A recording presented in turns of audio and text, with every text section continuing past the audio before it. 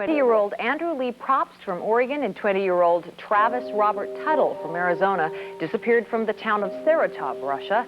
The Mormon Church is asking its members in the Mid-Willamette Valley to pray and fast for Probst's and Tuttle's safe return. From the beginning, I tried to focus on the kidnappers. Those guys had the most physical control, the most mental control over the situation. Senator Gordon Smith fears for the lives of 20-year-old Andy Probst of Lebanon and 20-year-old Travis Tuttle of Gilbert, Arizona.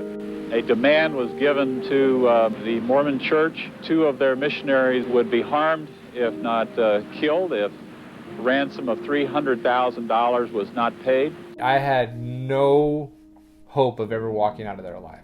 Smith met with President Clinton, urging his staff to pressure the Russian government into finding the young Mormon missionaries. They assured me that they will continue to do as much as they possibly can to focus on the situation. Family members tell us church officials and the FBI are in Russia ready to negotiate with the kidnappers. My fear of death grew, especially as the situations grew more dim. One of the things that was really bothering me was, some little things that, just little white lies that I might have swept under the rug. And it seemed like those things were coming back to haunt me.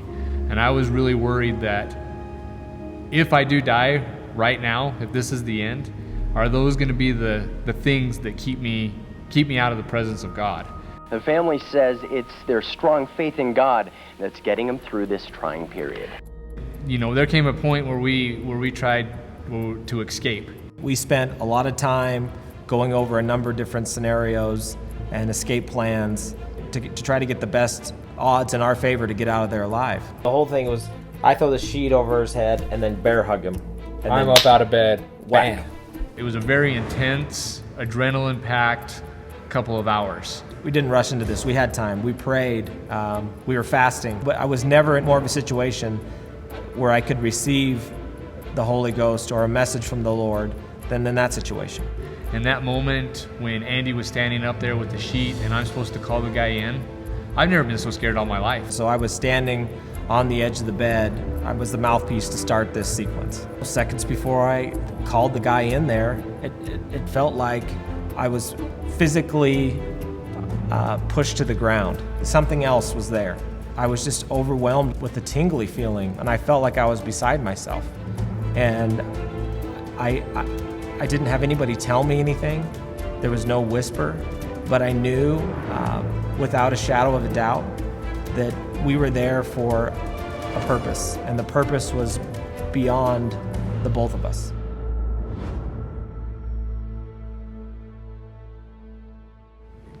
We came to the determination that we weren't going to escape.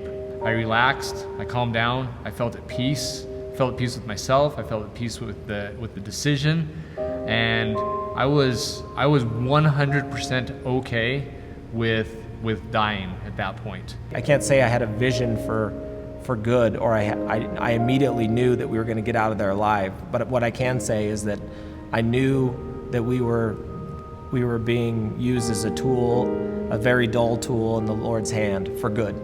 In the beginning, it was very much a me conversation. Save me, help me, get me out of here.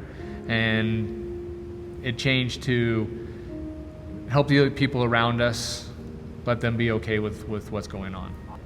Once we were able to submit to the will of the Lord, it was like a box. The box opened up, and we could see that the Lord softened their hearts, and they let us go. In that week, Andy and I felt the lowest we could possibly feel.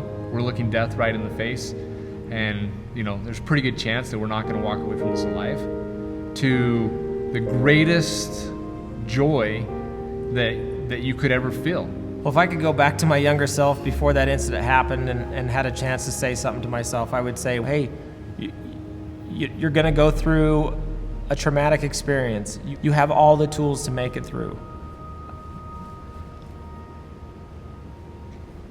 Just use the tools that you were given, and you'll be fine.